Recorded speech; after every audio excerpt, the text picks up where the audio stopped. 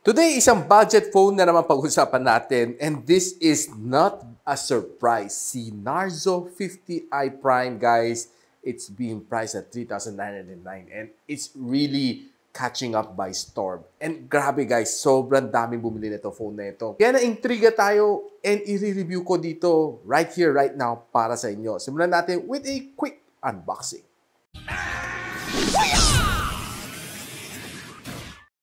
So, hi guys, ako pala si Rich ng Gadget Sidekick and welcome back to my channel, NARZO 50i Prime by Realme. Sobrang linis ang kanyang box, it's color blue. And ang variant na meron ko dito is a dark blue color with a 3 gigs of RAM and 32 gigs of storage. And ito ang quick specs na meron niya. It has a powerful na Unisoc T612 na processor, 5,000 mAh of battery, up to 1 TB of external memory expansion, and a big screen at 6.5 inch.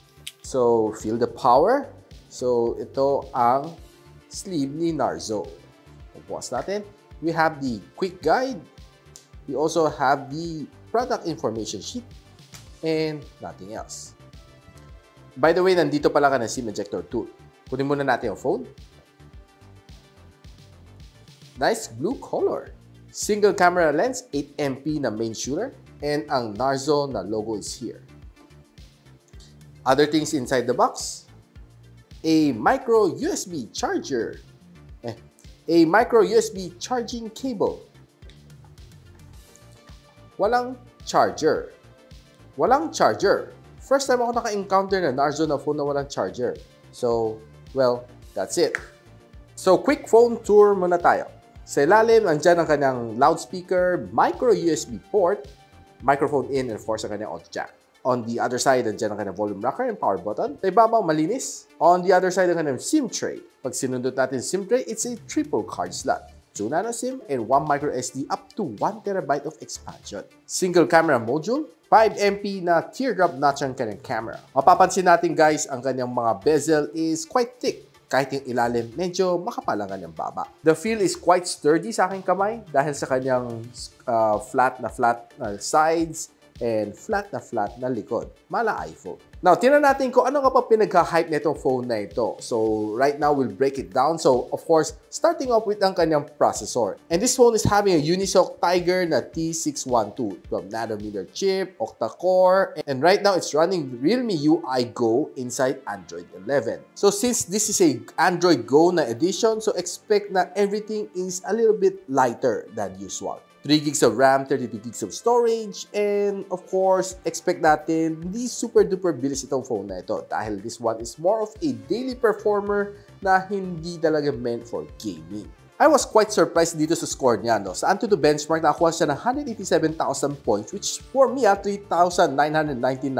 Sa ibang phone nakakuha lang siya ng around 78,000 points sa Antutu benchmark, but itong si Realme na NARZO 50i Prime was able to score something like this, which I was really surprised. Multitasking dito sa phone na ito, I was quite surprised na quite fast siya. Hindi siya katulad ng ibang phone at this price point na medyo laggy pagdating sa pagbukas ng browser, pagbukas ng some application. So try natin buksan si Google Chrome kung mabilis nga ba siya.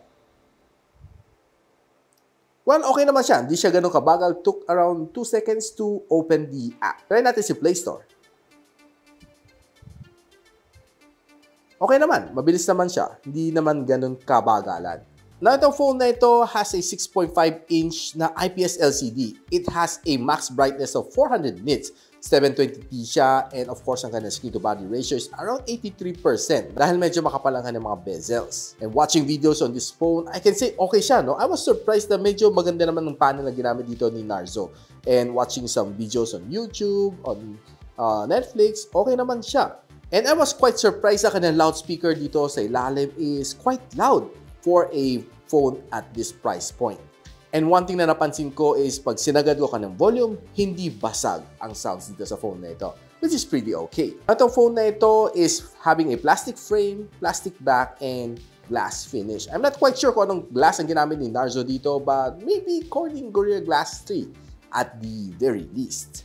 Now, there's only 2 colors for this phone. Either you go for the dark blue or the mint green. Now, itong phone nito having a 5,000 mAh of battery and charging ang kanyang phone from 15% to 100 using my Realme na charger na 33 watts, it was able to give me a 2.5 hours to complete the full cycle. I'm not quite sure kung ilang watts ang kaya nito, pero I think it's somewhere na sa 10 watts to 18 watts. Tansya ko lang.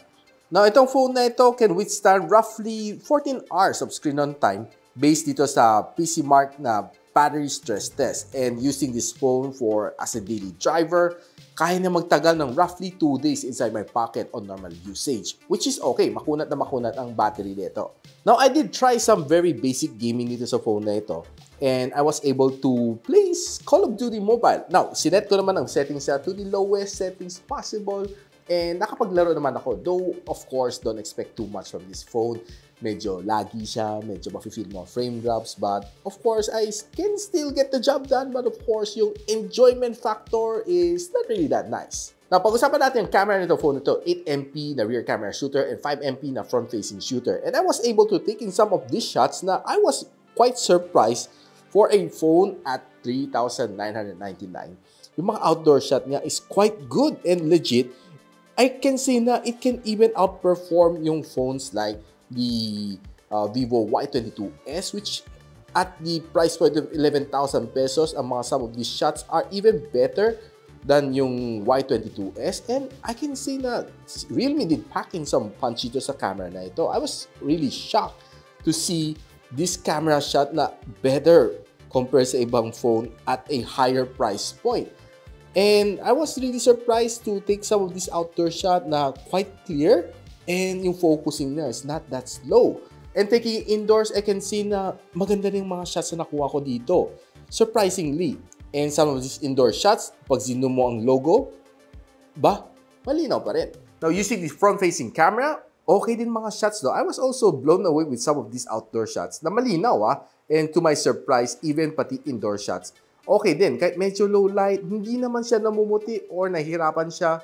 Well, there are times na grainy, hindi natin masisisi dahil alam naman natin this is just a very basic na camera phone, but to be able to perform at this level, not bad. And taking some video using the front camera for mga conferencing, this is how it looks like. So guys, this is the front camera of the NARZO 50i Prime. So this is probably ang resolution na makukuha nyo when you're using it for Zoom meeting and for video conferencing or maybe Viber calls. This is probably the solution that you'll be getting. And plus, recording on the microphone itself, this is how it sounds. Now guys, nakita na natin a full phone tour ng NARZO 50i Prime. And for me, I was really surprised and it was able to at least meet my expectation for 3,999. And I can say na camera niya is quite legit. Ang kanyang battery life is good. And kanyang multitasking is okay. Can get you through the day without problem. Lalo na kanyang battery is makunat. And surprise ako, lalo na sa kanyang camera. Was able to take some good shot.